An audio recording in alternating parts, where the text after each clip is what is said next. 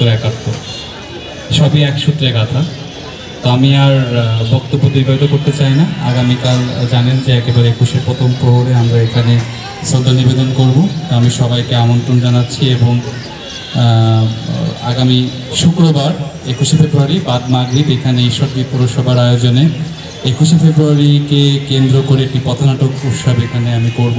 তো সবাইকে সেটা দেখার আমন্ত্রণ জানিয়ে আমি ঈশ্বরদী সাহিত্য সংস্কৃতি পরিষদ কর্তৃক আয়োজিত আজকের এই চিত্রাঙ্কন প্রতিযোগিতার আমি শুভ উদ্বোধন ঘোষণা করছি। আসসালামু আলাইকুম।